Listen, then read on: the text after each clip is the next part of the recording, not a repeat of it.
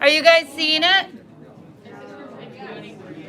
It's waiting for me to do something? Am I on? Okay, that way, if it's live streamed, it records as well, right? I can't remember, I haven't done it in a while. Okay, here we go. Join the pair deck. Or is everybody in that wants to be in? Okay. All right.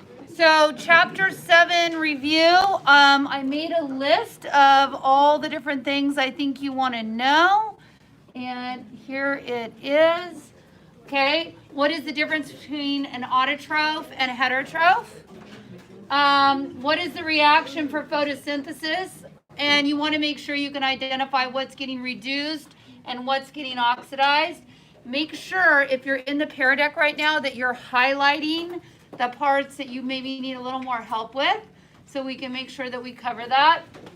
Number 3, describe the structure of a chloroplast and identify what reactions occur where and why they do it there. Number 4, describe the light-dependent reactions, cyclic and non-cyclic, and identify which products move on to the light-independent reaction. What's another name for the light-independent reaction? Perfect. What's another old school name? Perfect. And then did you do your highly suggested reading and thinking that are found on page 122? Okay. Tell the person sitting next to you right now, which part do you think is the hard part? And for those of you, guys, for those of, okay, come back to me. For those of you recording this right now, do you know that I'm recording this right now?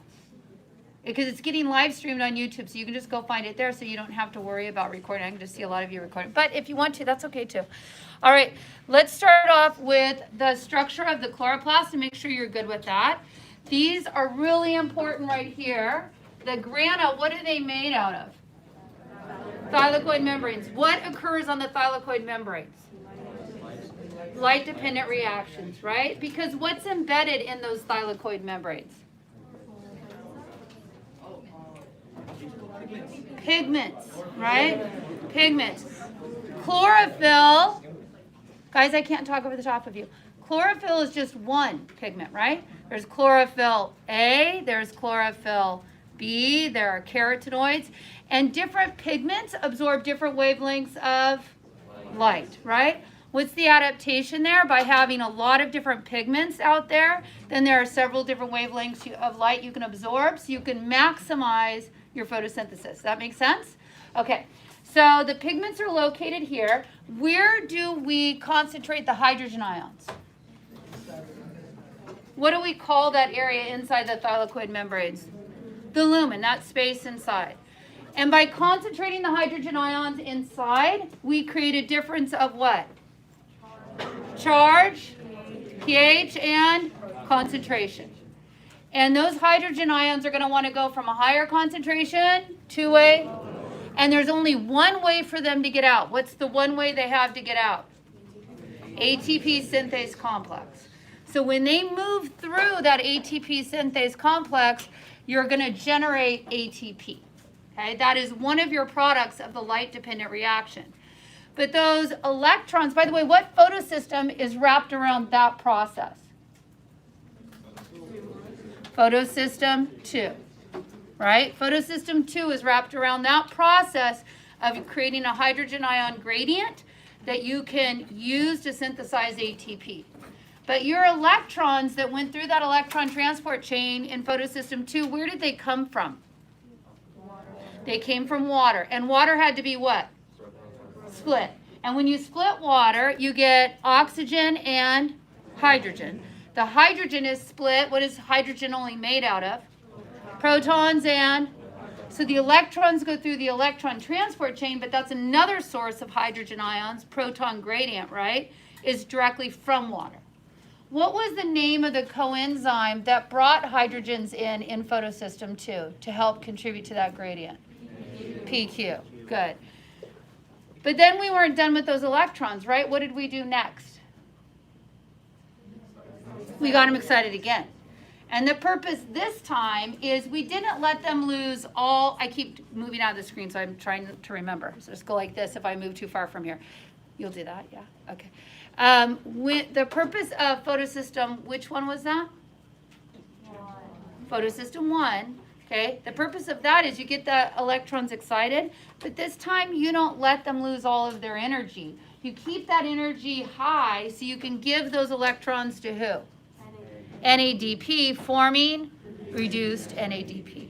Okay, so then your light-dependent reaction, which is occurring on these chloroplasts, are making two products for you that are important for the next step. What are the two products that are important for the next step? ATP and reduced NADP. Good. They make another product that's not important for the next step, but is very important to us and plants. What is that product? Oxygen. And it'll just go from a higher concentration to a lower concentration. What do you call the area around these green pancakes? Stroma. And what occurs in the stroma?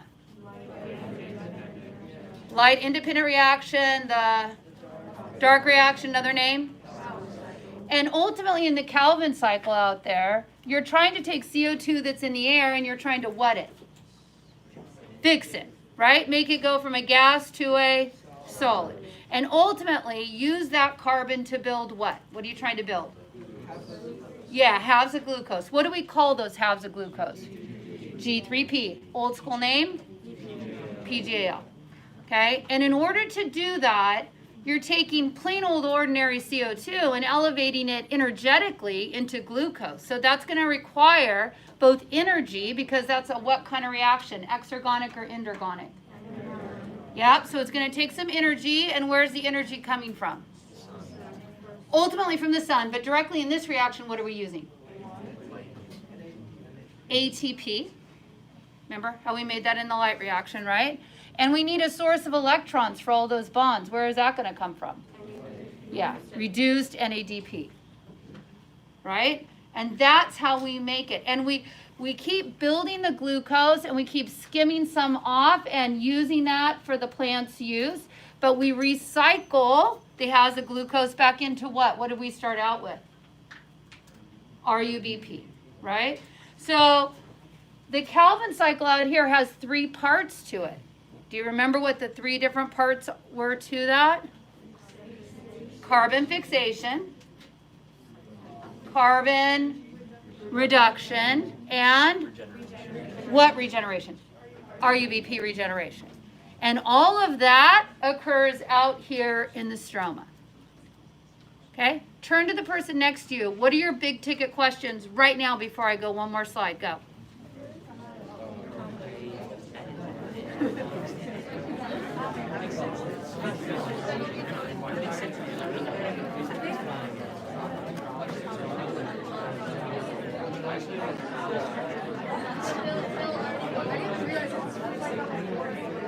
All right, come back to me.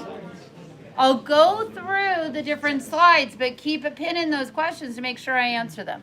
Okay, so the next one, I'm going over the reaction. You can see here the recycling, because the ATP and the reduced NADP that you make in the light-dependent reaction, you'll use up that energy and those electrons in the light-independent reaction, and then you ship them right back to the light reaction to be reused again and again and again. Are we good with that? Okay. Next, do we know what gets reduced and oxidized into what? Okay, so what is this CO2? What happens to that? Reduced into what? Okay, good. So come here, pen. Reduced. Okay, and what about what gets oxidized? Perfect. Perfect.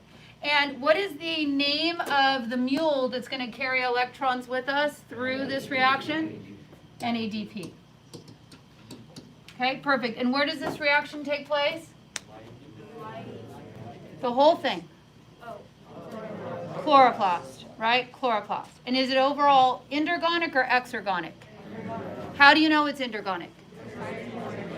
Yeah, because energy is here on the reactant side. Okay? All right. Next, This is just showing you the different wavelengths of light. I need to see if I can zoom this. Can I zoom it? Sorry, it's kind of light on here.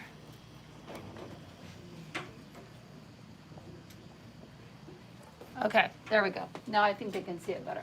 Okay, so this is just showing you different pigments and which wavelengths of light they can absorb. But if something appears red, what does that mean if something appears to our eyes to be red? Absorbing all the other colors except red, right? And red, it's what? Reflecting, right? Okay, good. Now, here's the details of the light-dependent reaction. Get your bearings. Outside here is the stroma, so that's outside of the pancakes. This is the lumen inside the pancakes, right? We always start with what? Water. We break the water in half. When we do that, these hydrogen ions are going to contribute to the hydrogen ion gradient. Am I going too fast, or are you okay?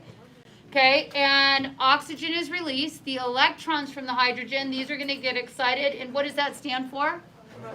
Photosystem 2. They're going to na-na-na-na-na-na. And along the way, who's our special guy? And it's going to bring hydrogen ions. It needs the energy because can hydrogen ions go through the phospholipid bilayer? Why? Because they're charged. Good. So PQ, when it has the energy from the electrons, it can bring the hydrogen ions from the stroma into the lumen. So now we have two contributors to that hydrogen ion gradient. The water hydrogen ions themselves, and then the hydrogen ions that thank you, Nikki, that get brought through by PQ. Okay? These hydrogen ions will now go from a higher concentration to a lower through ATP synthase complex, making, but we're not done with the electrons yet. We get them excited again, but this time we leave them high energetically, and we give them to who? NADP forming reduced NADP. Okay, ask the person next to you. Got any questions on this?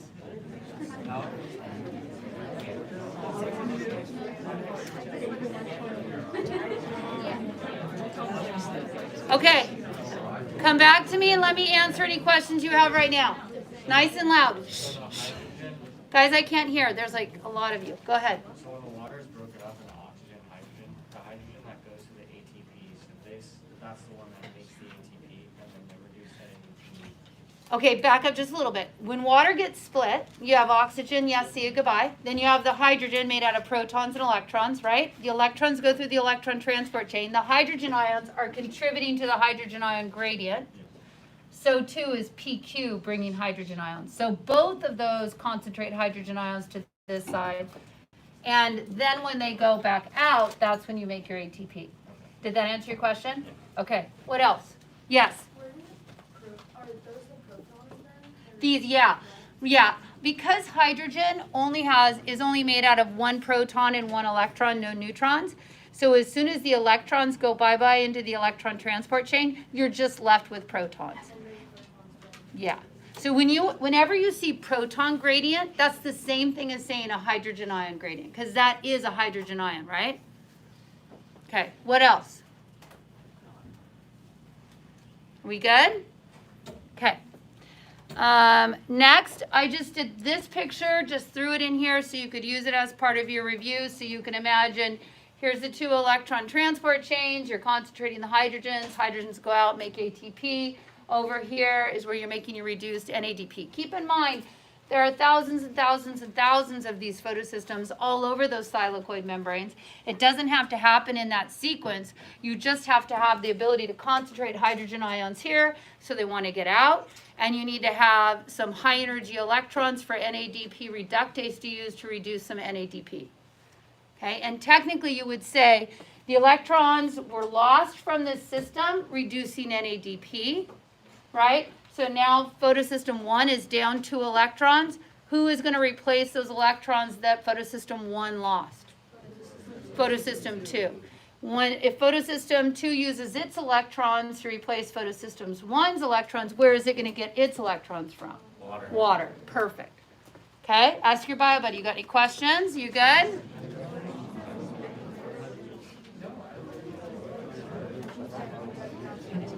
Okay, anything you want to ask me? Okay, listen to the question. Shh, go ahead. When you say that it doesn't have to be in that order, what do you mean? It doesn't have to go from photosynthesis 2 to photosynthesis 1 to. Well, the electrons are going to move in that way, but probably technically speaking, photosystem 1 loses its electrons, and then they get replaced by photosystem 2.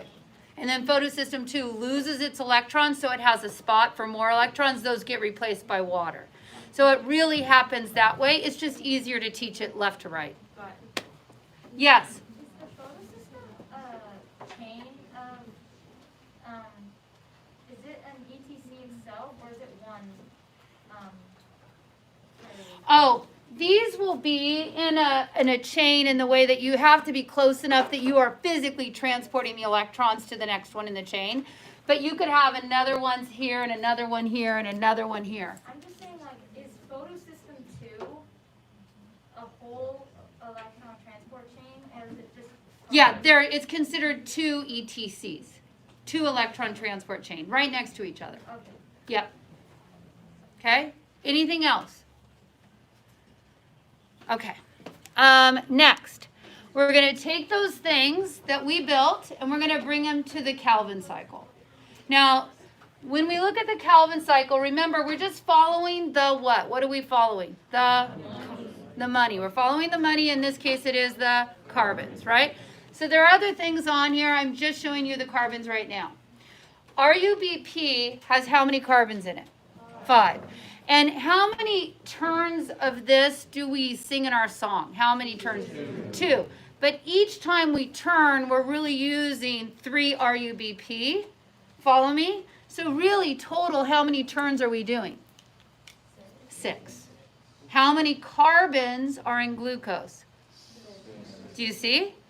Okay, but each time we're bringing in 3 at a time, right? So we use 3 RUBP, 3 CO2s, and we fix that CO2 to the RUBP. But when we do that, and we use Rubisco to do that, when we do that, that's what? Stable or unstable? Unstable. So immediately you have this 6 carbon, and just because something's 6 carbons, does that mean it's glucose? No, it's just a 6 carbon unit. What does it do? It breaks in. Right, so now you have these 3 PGAs. You have 6 of them, right? It's just 3 is part of the name. So you have these 6 little 3 carbon units. High energy, low energy. Low energy. So we're going to give them some energy by using 6 what?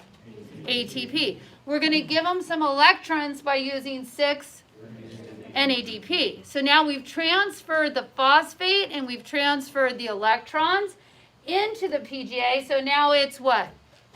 G3P, which is technically 1/2 of a glucose, right? So now how many halves of glucose do we have? 2.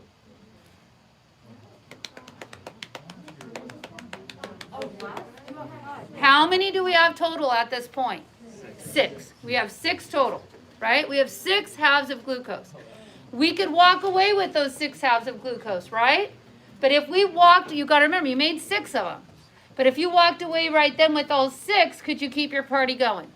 No. So how many are we going to take? 1. We take 1 away, PJL, G3P, and we're left with how many? 5.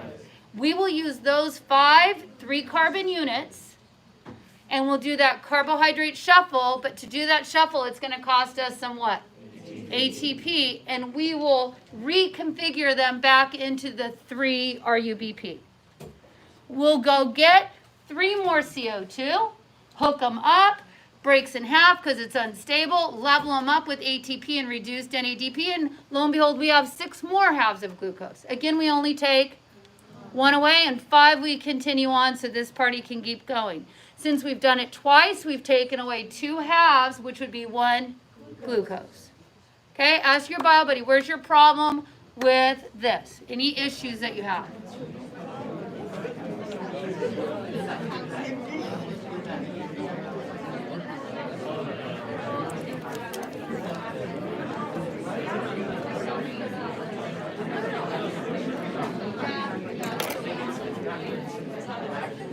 All right. I want to answer your questions. Okay, come back to me. I want to answer your questions, but I want to remind you, you have 3 steps to it, right? The fixing of CO2 to RUBP, Okay? You have the reduction of carbon where you actually give it energy, ATP, and you give it electrons. And then you have the regeneration of RUBP. Okay? And then this was our song that went along with it. Okay, you good with that? Yes. So you said that the 6 carbon is unstable. That's why it breaks in half. Yep. Right? So then once you siphon one off and you do the cycle again, you siphon another one off. When they combine and then make glucose, is that also unstable? No. That will be fine, but it doesn't have to make glucose. It could make glucose and then immediately make, some sort of starch. Or it could use some nitrogen in there and some phosphorus and make a nucleotide, or just some nitrogen and make some amino acids. It could leave it as G3P because we know the first step of glycolysis, or not the first step, but early on, what do we do with glucose? Break it in half. When we break it in half, we break it into 2 G3Ps. So if it wants to burn some of the sugars that it made, it can just burn it as G3P and save itself 2 ATP. Yes? But then why is this stable while the other 6? It's a different arrangement of molecules. Oh. Think of it like this. Here you're just you've got a stable 5 carbon thing, and then you're kind of toppling it by adding this, you got the carbon on there, but it changed the allosteric shape of the whole molecule at this point, and that's why it breaks in half. Okay, anything else on that? Okay, I've got some questions on this, and I also need to talk to you about that adaptation that we kind of rushed at the end, but you have all the notes for. So let's do the song together one time and make sure that we got that down, and then we'll keep going, okay? You ready? Starting with a watering can. Ready? And I'm doing it right here. Just a second, I'm getting an email or something on here. Okay, that's nothing. I'll do it right here, so you'll also have me doing it here, because it'll be on YouTube, right? Plus, it's already there. Okay, here we go. Water, water, water, water, water. What are we going to do? Break it in half. What do we get? Oxygen and electrons. Sweep, sweep. Okay, pause. What are we sweeping here? Hydrogen ions from water. Good. Okay, sweep, sweep. What photosystem are we in? 2. How many electrons do we have? 2. Here we go. Here comes the sun, traveling in waves. Particles of light are called photons. And it gets the electrons excited. PQ. And you make some ATP. Now we're in photosystem, but we still have 2. Here comes the sun, traveling in waves. Particles of light are called photons, and it gets the electrons excited. We don't get it. We don't let it cool down too much. Just a little bit. Do it again. Who catches it? NADP, forming reduced NADP. Then you take some ATP and some reduced NADP to the dark reaction, or the Calvin cycle, or the light-independent reaction. 3C5. Who is that? RUBP. Good. Plus 3C1. Who is it? Makes 3C6. Break down to 6C3. Use some ATP. Use some reduced NADP on your 6C3. Take one away. PJL. G3P, and you're left with, what are you left with? 5C3, use some ATP, 2 Bill, 3C5, plus 3C1, makes 3C6, break down to 6C3. Use some ATP, use some reduced NADP on your 6C3. Glucose, jazz hands. And you're left with 5C3. Use some ATP. 3C5. Stop. Perfect. Okay. Perfect. All right.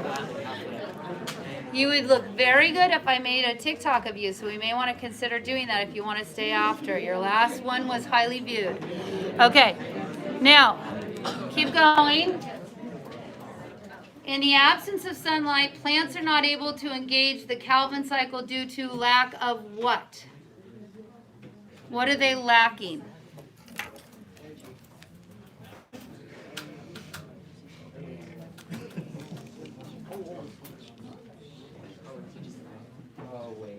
Oh, wait.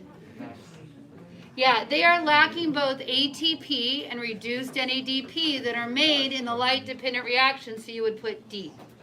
Do they need oxygen to do those reactions? No. No, they do not. Okay.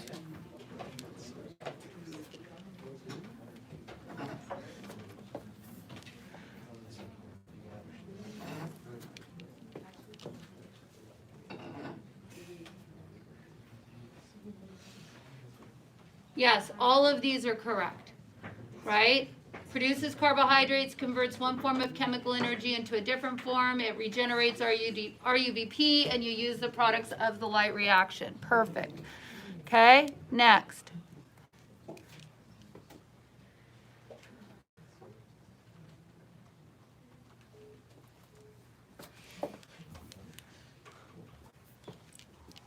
Yep, when it combines with RUBP. Good. All right. So then we just mentioned that G3P can be used to build anything that the cell might need. All right. And then in plants, G3P is used to form, yes, D. All of these are correct. You're right. I'm going to keep going. That's easy.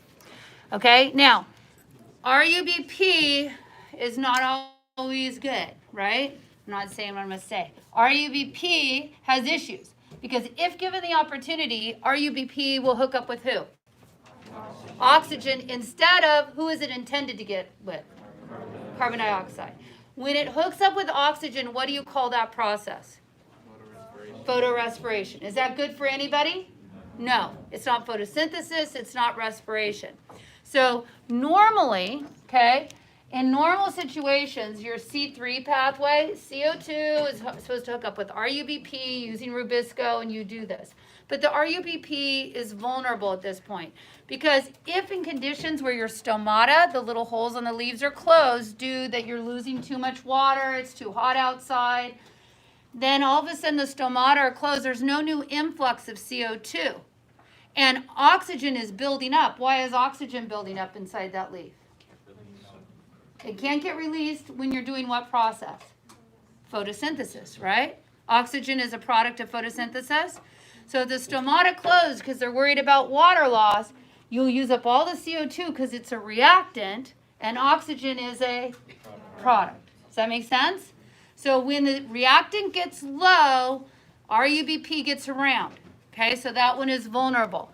So one way to take care of that, one of those adaptations is the cells around the xylem and the phloem are called bundle sheath cells, and that is to isolate. So this is a partition in space, okay, to isolate RUBP here and surround it like a wreath with other mesophyll cells and do your light independent reaction there. That is one way to do it. Okay, and you can see it right here. That's called a C4 pathway. C3 is normal and vulnerable. C4, it costs you energetically, but it must be a good adaptation because they fix the CO2 with a compound called what? PEP. How many carbons in PEP? 3. 3 plus 1 is? That's why they call it the C4 pathway. You don't make that in the other one, right? So then they literally drop off to the bundle sheath cell, the CO2, so RUBP is not tempted by the fruit of another. Okay? Another adaptation, different, is, this is still showing that first one, a partition in space. Okay? So the mesophyll cells, you're fixing the CO2 to PEP to form the C4 and drop it off here. That's a partition in space. Another one is a partition in time. And that is at night, like cacti and things like that, because they live in the desert, they'll probably keep their stomata closed at night because they don't want to lose, or during the day, because they don't want to lose too much water. So they'll fix their CO2 at night. And these are called cam plants. And this is not a partition in space, but a partition in time. Fix it at night when you're not worried about water loss. Store up your CO2 with PEP, right? Store it up. And then during the daytime, and why do they need to store it till the daytime? What happens in the daytime? It's hot, but you need something in the daytime. What is it you need to do photosynthesis? Yeah, you need the light. And so when they have the light, they can do photosynthesis and they have a source of carbon dioxide. Okay, and that would be shown here. Okay, and that's called the CAM pathway. So that's a partition in time. All right, and then I had a little summary. It was in your notes that you could see the difference between the three. Okay, here, CAM plants. What's your answer there?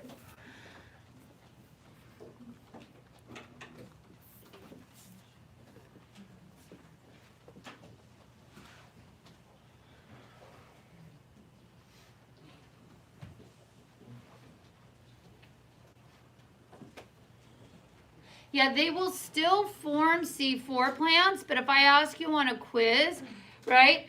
If I ask you on a quiz, when I say C4, that is usually a partition in space, where CAM is the partition in time. Good.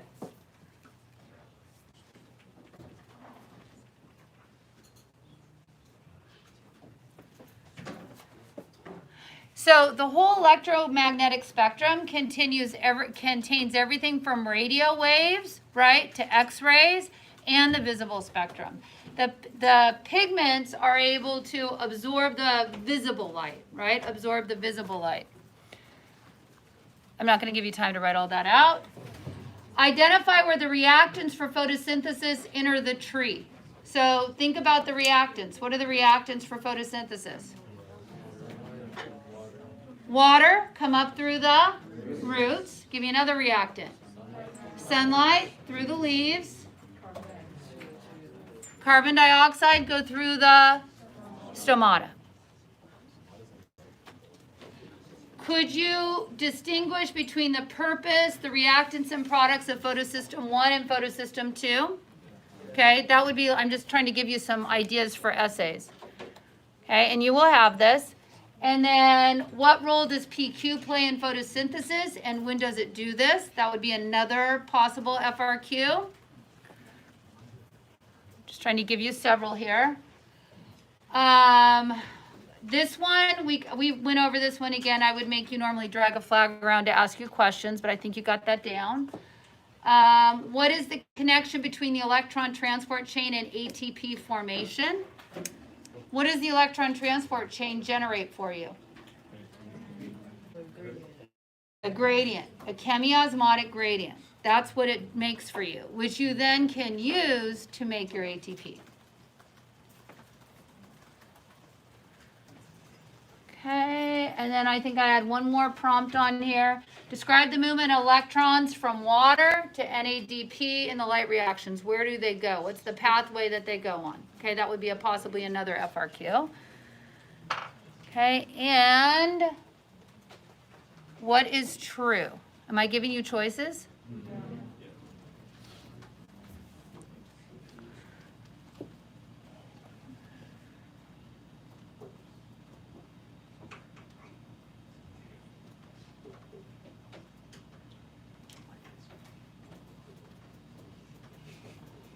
Yeah, B was true.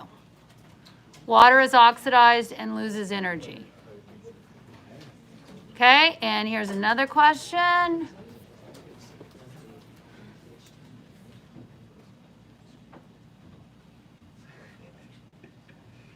Why does the plant appear green as a result of chlorophyll A? It reflects green. It's literally the easiest question I asked you. Yeah, it reflects green. Good. Okay, so hopefully you pick C on that one. Okay, and describe the 3 major steps of the Calvin cycle. Be specific. That would be another FRQ. Did we go through those? What were they? Fixation, reduction, regeneration of RUBP. Okay, here's another question. I'm just trying to give you a bunch.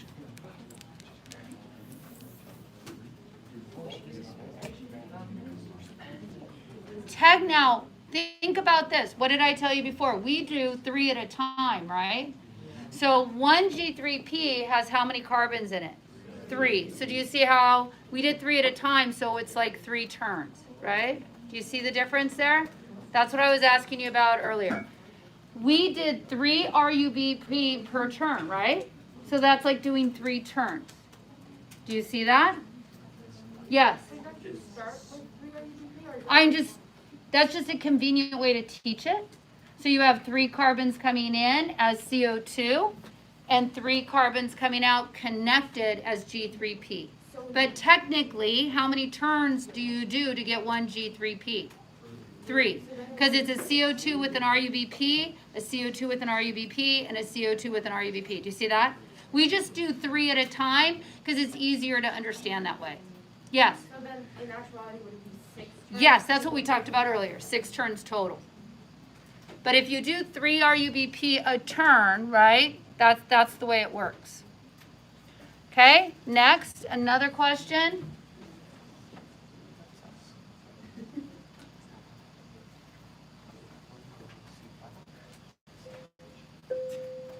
Why was it advantageous? Because when the stomata are closed and the oxygen is building up, you're using PEP to bind to the CO2 to form a C4 compound. So that RUBP is not tempted, right, by all those high levels of oxygen. Okay, I want to respect your time. I'm just showing them all to you. Explain how CAN plants solve the problem of a hot environment. They fix the CO2 at night when it's cooler. They fix it to the PEP at night, and then they don't have to run the risk of water loss, and they have plenty of CO2. I had a ton of questions here. Producers utilizing photosynthesis are responsible for generating the atmospheric oxygen that organisms require for cellular respiration. What step in photosynthesis directly responsible for the release of oxygen? What step?